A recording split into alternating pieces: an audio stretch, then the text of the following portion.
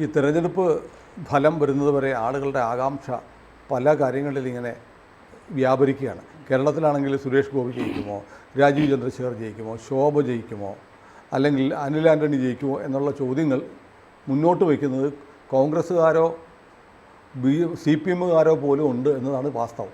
BJP-ക്കാർ മാത്രമല്ല. ഇവർക്കൊക്കെ അറിയണം ജയിക്കാൻ സാധ്യതയുണ്ടോ, BJP-ക്ക് വല്ലതും കിട്ടുമോ. പക്ഷേ അതേപോലെ തന്നെ മുഴുവൻ മലയാളികൾക്കും വിശിഷ്യ BJP-ക്കാർക്കും കൗതുകമുള്ളൊരു ചോദ്യമാണ് തമിഴ്നാട്ടിൽ കോയമ്പത്തൂരിൽ മത്സരിക്കുന്ന അണ്ണാമലൈ ജയിക്കുമോ. ഭാവി ഇന്ത്യൻ പ്രധാനമന്ത്രി വരെ ആകാൻ സാധ്യതയുണ്ട് എന്ന് കരുതപ്പെടുന്ന മന്ത്രിയെങ്കിലും ആകാം. അങ്ങനെയുള്ള അണ്ണാമലൈ കോയമ്പത്തൂരിൽ ജയിക്കുമോ? അങ്ങ് കിട്ടിയ ഇൻഫർമേഷൻസ് എന്താണ്?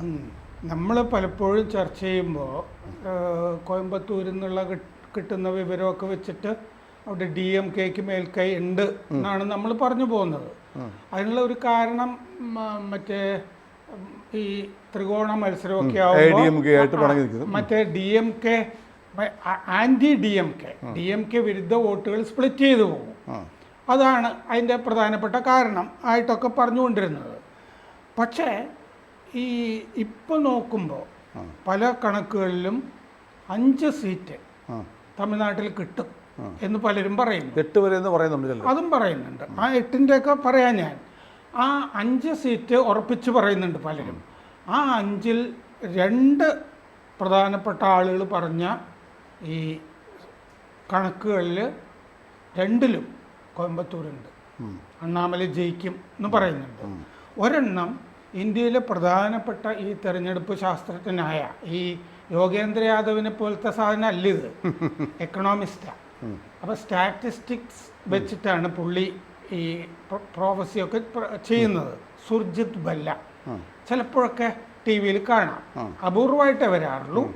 സുർജിത് ബല്ല ഹൗ വി വോട്ട് എന്ന് പറഞ്ഞ പുസ്തകം എഴുതിയിട്ടുണ്ട്.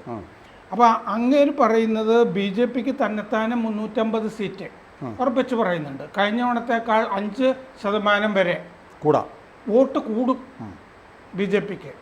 സ്റ്റാറ്റിസ്റ്റീഷ്യനാണ്. അപ്പോൾ വോട്ട് കൂടും 5 to 7% 2019-നേക്കാൾ. ഇതൊരു വേവ് ഇലക്ഷൻ ആയിരിക്കും എന്ന് പറയുന്നുണ്ട്. വേവ് ഇല്ലെന്നാണ് കേരളത്തിലെ ചില തവണകൾ കരഞ്ഞുകൊണ്ടിരിക്കുന്നത്. ഇതൊരു വേവ് ഇലക്ഷനാണ്. പിന്നെ പുള്ളി പറയുന്നൊരു ഇതെന്താന്ന് വെച്ചാൽ കോൺഗ്രസ് 2014 കിട്ടിയതിനേക്കാൾ 2% കുറവായിരിക്കും. കോൺഗ്രസിൻ്റെ 44 സീറ്റിൽ നിന്നു പോകും കോൺഗ്രസ് എന്നാണ് പറയുന്നത്. അതിൻ്റെ കാരണമായിട്ട് പറയുന്നത് ഇക്കോണമി ആൻഡ് ലീഡർഷിപ്പ് അത് ചോദ്യം ചെയ്യപ്പെടാത്ത വണ്ണം ഭദ്രമാണ്. മോദിക്ക് പകരമായിട്ട് ഒരാളെ ഉയർത്തിക്കാണിക്കാൻ ഇന്ത്യ സഖ്യത്തിന് കഴിഞ്ഞിട്ടേ ഇല്ല. നമ്മുടെ സാമ്പത്തികാവസ്ഥ, നേതൃത്വം, ആ 2 കാര്യത്തിലും ജനങ്ങൾക്കൊരു സംശയവും ഉണ്ടായിട്ടില്ല. ഇങ്ങനെ ഈ പിന്നെ ഈ പോവർട്ടി എന്ന് പറയുന്നത് നമ്മൾ അമേരിക്ക IMF പറയുന്നതനുസരിച്ച് ഇപ്പോൾ $1.9 ആണ് നമ്മൾ നിശ്ചയിച്ചിരിക്കുന്നത്. അത് അമേരിക്ക നിശ്ചയിച്ചിരിക്കുന്നതാണ്. നമ്മൾ അത് എടുക്കേണ്ട കാര്യമൊന്നുമില്ല. ഇവിടെ പോവർട്ടിയുടെ ലൈനൊക്കെ എന്താണ് റീഡിഫൈൻ ചെയ്യേണ്ട സമയമായിരിക്കുന്നു. അങ്ങനത്തെ ഒരു പോവർട്ടി ഒന്നും ഇവിടെ പറയാനില്ല എന്നൊക്കെ ഇങ്ങനെ പറഞ്ഞു വന്നിട്ടാണ് ഈ പറയുന്നത് 5 സീറ്റ് BJP-ക്ക് തമിഴ്നാട്ടിൽ കിട്ടും, കേരളത്തിൽ 2 സീറ്റ് കിട്ടും എന്ന് സുർജിത് ബല്ല പറയുന്നുണ്ട്. പക്ഷെ ഏതൊക്കെ സീറ്റുകളാണെന്ന് അദ്ദേഹം പറയുന്നില്ല. പക്ഷെ ഏതൊക്കെ സീറ്റുകളാണെന്ന് മാലൻ നാരായണൻ എന്ന് പറഞ്ഞ തമിഴ്നാട്ടിലെ രാഷ്ട്രീയ തന്ത്രജ്ഞൻ, വിദഗ്ധൻ പറയുന്നുണ്ട്. തിരുപ്പൂർ, കോയമ്പത്തൂർ, വിരുദുനഗർ, സൗത്ത് ചെന്നൈ, കന്യാകുമാരി, ഇതാണ് അങ്ങേര് പറയുന്നത്. അപ്പോൾ അതിൽ അണ്ണാമലയുടെ ഉണ്ട് കോയമ്പത്തൂർ. തിരുപ്പൂരിലെ AP മുരുകാനന്ദം ആണ് BJP-യുടെ സ്ഥാനാർത്ഥി. വിരുദുനഗറിൽ രാധിക ശരത് കുമാറാണ്. നമ്മുടെ ശരത് കുമാറിൻ്റെ ചലച്ചിത്ര താരം ഭാര്യ. സൗത്ത് ചെന്നൈയിൽ തമിഴിസൈ സൗന്ദരരാജൻ BJP-യുടെ പ്രസിഡന്റും ഗവർണറും ഒക്കെ ആയിരുന്നില്ലേ, അവരാണ്. കന്യാകുമാരിയിൽ പൊൻ രാധാകൃഷ്ണൻ. അപ്പോൾ ഏതാണ്ടൊക്കെ പരിചയമുള്ള പേരുകളാണിത്. ദേശീയ ശ്രദ്ധയിലുമൊക്കെ നിൽക്കുന്ന ആളുകളുമാണ്. ഇതല്ലാതെ ഒരു കണക്കിൽ കാണുന്നത് കന്യാകുമാരി, വേറൊരു ഇതിൽ കോയമ്പത്തൂർ, രാമനാഥപുരം, തൂത്തുക്കുടി, ശിവഗംഗ, ഇതാണ് 5 സീറ്റ്. രാമനാഥപുരത്ത് പക്ഷേ BJP-യുടെ സ്ഥാനാർത്ഥി ഇല്ലെന്ന് തോന്നുന്നു. രാമനാഥപുരത്തെ സ്ഥാനാർത്ഥി O പനീർശെൽവമാണ്, അണ്ണാ-DMK-യുടെ ഈ സഖ്യകക്ഷിയുടെ. ഈ NDAക്ക് കിട്ടുന്ന 5 സീറ്റ് എന്ന് പറഞ്ഞിട്ടാണ് ഇത് വരുന്നത്. പനീർശെൽവത്തിന് BJP-യുടെ പിന്തുണയുണ്ടോ? പനീർശെൽവം, ഈ പനീർശെൽവത്തിന്റെ അണ്ണാ-DMK ഇല്ലേ, അത് ഇതിൽ സഖ്യകക്ഷിയാണ്. PMK, മറ്റേ ശരത് കുമാറിന്റെ പാർട്ടി, അതൊക്കെ ഇതിലാണ്. ദിനകരന്റെ പാർട്ടി, അങ്ങനത്തെ ഒരു സഖ്യമാണ്. ഒരു മഴവിൽ സഖ്യം എന്ന് പറയുന്നതാണ് ഇത്തവണ NDA അവിടെ. അപ്പോൾ പനീർശെൽവമാണ് അവിടെ നിൽക്കുന്ന ഒരു പ്രധാനപ്പെട്ട ആൾ. പനീർശെൽവം മാത്രമേ ഉള്ളൂ രാമനാഥപുരത്ത്. തൂത്തുക്കുടി, ശിവഗംഗയും കോയമ്പത്തൂരും ഒക്കെ ഇതിൻ്റെ അകത്തും വരുന്നുണ്ട്. ഈ തൂത്തുക്കുടിയുടെ കാര്യം പറയുമ്പോൾ ബലമായ സംശയം. തൂത്തുക്കുടിയിൽ DMK-യുടെ സ്ഥാനാർത്ഥി കനിമൊഴിയാണ്. അവർ തോൽക്കും എന്ന് ഇങ്ങനൊരു അവിശ്വസനീയമായ ഒരു സംഗതിയാണ്. എന്നാലും നമ്മൾക്കത് രേഖപ്പെടുത്തണമല്ലോ, ഇങ്ങനൊരു സംഗതി ഉണ്ട്. തൂത്തുക്കുടിയിലൊക്കെ നമ്മുടെ ശശികലയുടെ ഗ്രൂപ്പിന് വലിയ സ്വാധീനമുള്ളൊരു മേഖലയാണ് തൂത്തുക്കുടി എന്നാണ് പറയുന്നത്. അതല്ല, ഈ അഴിമതിയും അങ്ങനത്തെ ഇതെല്ലാം കൊണ്ട് ബൂത്ത് പിടുത്തമൊന്നും നടക്കാത്ത തിരഞ്ഞെടുപ്പാണല്ലോ. നാട്ടുകാർക്ക് ഭയങ്കരമായിട്ട് ഈ ഇന്ദിരാഗാന്ധിയൊക്കെ തോൽപ്പിച്ച പോലെ ഈ കുടുംബത്തിൽ എല്ലാവരെയും തോൽപ്പിക്കണം എന്നൊക്കെ വിചാരിച്ചു കഴിഞ്ഞാലൊക്കെ നടക്കും. അതാണ് ഞാൻ ഈ പേര് കണ്ടപ്പോൾ ആദ്യം മണ്ഡലങ്ങളുടെ പേരേ ഉണ്ടായിരുന്നുള്ളൂ. നോക്കി വന്നപ്പോഴാണ് ഈ കനിമൊഴിയുടെ കാര്യം പരിങ്ങലിലാണ് എന്ന് ഈ വേറെ പാർട്ടിക്കാരൊന്നും പറഞ്ഞിട്ടുള്ളതല്ല ഇത് അങ്ങനെ പറഞ്ഞിരിക്കുന്നത്.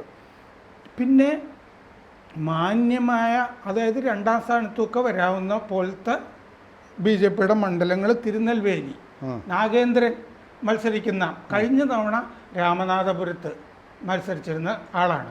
രാമനാഥപുരത്ത് കൺസിസ്റ്റൻ്റ്ലി 30% കൂടുതൽ കഴിഞ്ഞ 3 തെരഞ്ഞെടുപ്പിൽ കിട്ടിയിട്ടുള്ള സ്ഥലമാണ്. അതാണല്ലോ മോദിക്ക് വേണ്ടി ബേസ് ഉള്ള സ്ഥലമാണ്. ആലോചിച്ചു ഒരുപക്ഷെ ഒരു ഷുവർ സീറ്റ് എന്ന തരത്തിൽ പനീർശെൽവത്തിന് കൊടുത്തതായിരിക്കണം. മാത്രമല്ല അവിടെ ഈ മുനിസിപ്പൽ തിരഞ്ഞെടുപ്പൊക്കെ നടക്കുമ്പോഴേ ചില വാർഡുകളിൽ എപ്പോഴും BJP അല്ല, അതിനകത്തൊരു വേറൊരു സ്ട്രാറ്റജി കൂടിയുണ്ട്. കാരണം BJP ഈ പറഞ്ഞതുപോലെ മോദി അവിടെ എത്തുകയും മോദിക്ക് വേണ്ടി മത്സരിക്കാൻ പോകുന്ന സീറ്റ് എന്നുള്ളൊരു ടെമ്പോ ഉണ്ടാക്കുകയും തുടർച്ചയായി അവിടെ വലിയ തോതിൽ ആളുകൾ ഇളക്കി മറിക്കുകയും ചെയ്തൊരു സീറ്റാണ്. ഈ പറഞ്ഞ പോലെ 30% വരെ BJP-ക്ക് വോട്ട് ഷെയർ ഉള്ള മണ്ഡലം. അവിടെ മോദി മത്സരിക്കാതെ എടപ്പാടിയോട് പിണങ്ങി മാറി നിൽക്കുന്ന പനീർശെൽവം സ്ഥാനാർത്ഥിയാവുന്നു. ഒരുപക്ഷെ പനീർശെൽവം അവിടെ നിന്ന് ജയിക്കുകയും ഒക്കെ ചെയ്താൽ പനീർശെൽവം ചിലപ്പോൾ ഒരു കേന്ദ്രമന്ത്രിയാവാം. അത് സംശയമില്ല. തമിഴ്നാട്ടിൽ അപ്പോൾ പനീർശെൽവത്തിൻ്റെ ADMK വീണ്ടും പുനരുജ്ജീവിപ്പിക്കാനുള്ള ഒരു ശ്രമത്തിന്റെ ഭാഗം കൂടിയാവാം. അതെ, എന്താന്ന് വെച്ചാൽ ആ മുന്നണി ദിനകരൻ കൂടിയുണ്ട്. രണ്ടും കൂടെ ഒരു ലയനവും ഒക്കെ ഭാവിയിൽ വന്നേക്കാം. ആ 2 പേരും ഉണ്ടല്ലോ ഇപ്പൊ പേര് പറഞ്ഞത്, അവർ 2 പേരും തേവർ സമുദായക്കാരാണ്. അതെ, അപ്പൊ തേവർ സമുദായത്തിനെ കൂടെ കൂട്ടാൻ വേണ്ടിയിട്ടാണ് ഇവരെയൊക്കെ. അതെ അതെ, അവരൊന്നും അത്ര നല്ല പ്രതിച്ഛായൊന്നും ഉള്ളവരല്ല, പക്ഷെ ആ സമുദായം ഉണ്ട്. അപ്പോൾ കനിമൊഴി, ശിവഗംഗയില് ഈ രാമനാഥപുരത്ത് കനി എന്ന് പറഞ്ഞ മുസ്ലിം ആണ്. SDPയും മത്സരിക്കുന്ന സ്ഥലമാണ് മറ്റേ മുന്നണിയിൽ. പിന്നെ ദേവനാഥൻ യാദവ് എന്ന് പറഞ്ഞ ആളാണ് ശിവഗംഗയിൽ മത്സരിക്കുന്നത് BJP-ക്ക് വേണ്ടി. അപ്പോൾ ഇങ്ങനെ ആണ് ഈ 5 സീറ്റുകൾ ഇപ്പോൾ ഏതാണ്ട്. എനിക്ക് പക്ഷേ ഈ തിരുനെൽവേലിയും ഒക്കെ ഈ നാഗേന്ദ്രനും ഒക്കെ വസന്ത് ആൻഡ് കോ എന്ന് പറഞ്ഞ കമ്പനി നടത്തിയിരുന്ന ഇൻസ്റ്റാൾമെൻറ്റ് ബേസിസിൽ പലതും ആ പാത്രങ്ങളും ഒക്കെ കൊടുക്കുന്ന, അങ്ങനെ ധനികനായ ഒരാളുടെ വസന്തകുമാറിൻ്റെ മകൻ ആണ് അവിടെ നിൽക്കുന്നത്, ബാല. അപ്പോൾ തിരുനെൽവേലിയും നാഗേന്ദ്രൻ ചിലപ്പോൾ കടന്നുകൂടാൻ സാധ്യതയുള്ള ഒരു സ്ഥലമായിട്ട് തോന്നുന്നു. അല്ല, ഇതിനകത്ത് ഇടയ്ക്ക് എന്നെ നമ്മുടെ ഒരു പ്രേക്ഷകൻ കൃഷ്ണഗിരിയിൽ നിന്ന് വിളിച്ചിരുന്നു. കൃഷ്ണഗിരി കോയമ്പത്തൂർ മണ്ഡലമായിട്ട് അടുത്ത് കിടക്കുന്നതാണ്. അദ്ദേഹം പറയുന്നത് അദ്ദേഹത്തിൻ്റെ വീട്ടിൽ ജോലിക്ക് വരുന്ന ഒരു തമിഴ് സ്ത്രീയുണ്ട്. അവരോട് അവർ ചോദിച്ചു, ആർക്കാണ് വോട്ട്? അത് മോദിക്കാണ് എന്ന് പറഞ്ഞു. ചിഹ്നം അത് 2ല ADMK-യുടെ ചിഹ്നം. ഇവരങ്ങനെയാണ് മനസ്സിൽ ധരിച്ചു വെച്ചിരിക്കുന്നത്. കാരണം മോദിയും ADMK സഖ്യമായതുകൊണ്ട് അവരുടെ മനസ്സിൽ പതിഞ്ഞു നടക്കുന്ന ചിത്രം 2ലെയാണ്. ഇദ്ദേഹം വളരെ സമയമെടുത്ത് ഇവരെ എഡ്യൂക്കേറ്റ് ചെയ്ത് മോദിയുടെ ചിഹ്നം 2ലെയല്ല, താമരയാണ് എന്ന് പറഞ്ഞു കൊടുത്തു എന്നാണ് പറയുന്നത്. ഒരുപക്ഷെ തമിഴ്നാട്ടിലെ പാവപ്പെട്ട നിരക്ഷരായ ആളുകളുടെ മനസ്സിൽ ഇപ്പോഴും വോട്ട് മോദിക്ക് കൊടുക്കണമെന്ന് ആഗ്രഹം, പക്ഷെ ചിഹ്നം 2ലെയാണെന്ന് കരുതുന്ന ആളുകൾ വേറെയും ഉണ്ടാവാം. അത് പ്രശ്നമാണത് അങ്ങനെ വരുമ്പോൾ. ഒന്നാമത് നിരക്ഷരായ ആളുകൾ അവിടെ ധാരാളം ഉണ്ട്. അതെ അതെ. കാരണം അങ്ങനെ എന്നാലും ഒരു ഈ സമുദായങ്ങൾക്കിടയിലെ മുമ്പത്തേക്കാൾ ഇത് ഒരു ബ്രാഹ്മിൻ പാർട്ടി അല്ല എന്ന് തോന്നിക്കാനായിട്ട് ഈ ഗൗണ്ടരാണ് അണ്ണാമലൈ. പിന്നെ കോയമ്പത്തൂർ PSG കോളേജിൽ ഞാൻ PSG കോളേജ് ഓഫ് ടെക്നോളജി അവിടെ പഠിച്ചതാണ് എന്ന് പറഞ്ഞാൽ കോയമ്പത്തൂരിൽ എനിക്ക് പശ്ചാത്തലമുണ്ട് എന്നൊക്കെ പറഞ്ഞ് നമ്മൾ തമിഴ്നാട്ടിൽ അല്ലെങ്കിൽ തന്നെ കോയമ്പത്തൂർ എത്തുമ്പോൾ നമുക്ക് BJPയുടെ ഒരു സാന്നിധ്യം ഫെൽറ്റ് ചെയ്യുന്നൊരു മണ്ഡലമാണ്. എവിടെ ചെന്നാലും BJPയുടെ കൊടികൾ, പോസ്റ്ററുകൾ, ചുവരെഴുത്തുകൾ ഒക്കെ കുറേ ഇപ്പോഴല്ല, ഞാനൊരു 1.5 വർഷം മുമ്പ് കോയമ്പത്തൂർ പോകുമ്പോഴും അവിടെ എവിടെയൊക്കെ BJP ഉണ്ട് എന്ന് നമുക്ക് ഫീൽ ചെയ്യുന്ന ഒരു മണ്ഡലമാണ് കോയമ്പത്തൂർ. എപ്പോഴാന്ന് വെച്ചാൽ 1998 സ്ഫോടനം നടന്നില്ലേ, അദ്വാനി വരുന്നതിൻ്റെ ഒക്കെ ഇത് പ്രമാണിച്ചിട്ട് 58 പേര് കൊല്ലപ്പെട്ടില്ലേ. അതിനുശേഷം കനത്ത ഈ BJP കാരണം നിന്ന് അവിടെ കച്ചവടത്തിലാണല്ലോ, സംരക്ഷണം കിട്ടുന്നതൊക്കെ BJPയുടെ എന്നാണ്. അതുകൊണ്ട് CP രാധാകൃഷ്ണൻ 2 തവണ ജയിച്ച സ്ഥലമല്ലേ അത് കഴിഞ്ഞിട്ട്, കഴിഞ്ഞ തവണ വിട്ടുപോയി എന്ന് മാത്രമല്ലേ ഉള്ളൂ. അപ്പൊ അവിടെ BJPക്ക് ശരിക്കും ഗ്രാസ് റൂട്ട് ലെവലിൽ ഉള്ളതാണ്. കോയമ്പത്തൂരില് കഴിഞ്ഞ തവണയും എന്നിട്ടും 1/3 വോട്ടൊക്കെ കിട്ടിയിട്ടുണ്ട് അവിടെ. 2014 മുതൽ BJP അവിടെ വല്ലാത്ത പ്രസൻസ് തെളിയിച്ചിട്ടുള്ള ഒരു സ്ഥലമാണ്. അപ്പൊ KP രാധാകൃഷ്ണനേക്കാൾ കൂടുതൽ സ്വാധീനവും ജനസമ്മതിയൊക്കെ അണ്ണാമലയ്ക്ക് ഉണ്ട്. അത് മാത്രമല്ല സാർ, ഈ കേരളവും തമിഴ്നാടും കൂടെ കമ്പയർ ചെയ്യുമ്പോൾ കൂടുതൽ റിലീജിയസ്, ഇപ്പോൾ ദ്രാവിഡ പാർട്ടി പെരിയോറുടെ ഹിന്ദു വിരുദ്ധതയൊക്കെ ഉണ്ടെങ്കിലും ഏറ്റവും കൂടുതൽ ഭക്തരായ ആളുകൾ തമിഴന്മാരാണ്. സംശയമില്ല. ഹിന്ദു ദൈവവിശ്വാസത്തെ അതുകൊണ്ടാണല്ലോ ഇപ്പോൾ അവർ രാമന് ബദലായി DMK ഈ സനാതന ധർമ്മത്തെ ഉന്മൂലനം ചെയ്യുമെന്ന് പറഞ്ഞതിൻ്റെയൊക്കെ ക്ഷീണം മാറ്റാൻ വേണ്ടിയിട്ട് മുരുക സമ്മേളനങ്ങളൊക്കെ നടത്താൻ പോവുകയാണെന്ന് കേൾക്കുന്നു. സ്റ്റാലിൻ അങ്ങനെ പറഞ്ഞിരുന്നു. അപ്പോൾ എന്തൊക്കെ പറഞ്ഞാലും അവിടെ ഹിന്ദു വോട്ട്, ഹിന്ദു വിശ്വാസികൾ പ്രബലരായ ആളുകളാണ്. അതുകൊണ്ട് തന്നെ സ്വാഭാവികമായും ആ വോട്ടുകൾ BJPയിലേക്ക് ഇന്നല്ലെങ്കിൽ നാളെ ഓട്ടോമാറ്റിക്കലി സ്വിച്ച് ചെയ്ത് ഷിഫ്റ്റ് ചെയ്ത് പോകും. അത് ഭയങ്കരമായിട്ട് വരാനാണ് സാധ്യത. കാരണം ഇത്തവണ ഈ അണ്ണാ DMK മറ്റേ പാർട്ടിയെ വേണ്ടാന്ന് വെച്ചിട്ടാണല്ലോ പനീർശെൽവത്തിനെ മാത്രം എടുത്തത്. പിന്നെ PMKക്ക് 15 ഈ 1 ഇയർ 15% ഉണ്ടാവും തമിഴ്നാട്ടിൽ. അപ്പോൾ PMKയുടെ ഒരു സ്ഥാനാർത്ഥി വെല്ലൂരുള്ള ആളും സാധ്യതയുള്ളതാണെന്നാണ് ഞാൻ പേഴ്സണലി കാൽക്കുലേറ്റ് ചെയ്തിട്ടുള്ളത്. ഈ സീറ്റ് ഈ മറ്റുള്ളവർ പറഞ്ഞ സീറ്റ് കാര്യങ്ങളാണ് ഞാൻ ഈ പറഞ്ഞത്. കാരണം 1 ഇയർക്ക് അത്യാവശ്യം പ്രസൻസ് ഉള്ള സ്ഥലം തന്നെയാണ് വെല്ലൂര്. ഏതായാലും തമിഴ്നാട് BJPയെ നിരാശപ്പെടുത്തില്ല, അക്കൗണ്ട് തുറക്കും എന്ന് തന്നെ നമുക്ക് കരുതാം. BJP തന്നെ കാൽക്കുലേറ്റ് ചെയ്തിരിക്കുന്നത് 12.5 മുതൽ 18% വരെ. നേരത്തെ 3% കിട്ടിയ സ്ഥലമാണ്. 12.5 മുതൽ 18% വരെ. 2014 5.5% ആയിരുന്നു. 2019 3.6% മാത്രമായിരുന്നു വോട്ട്.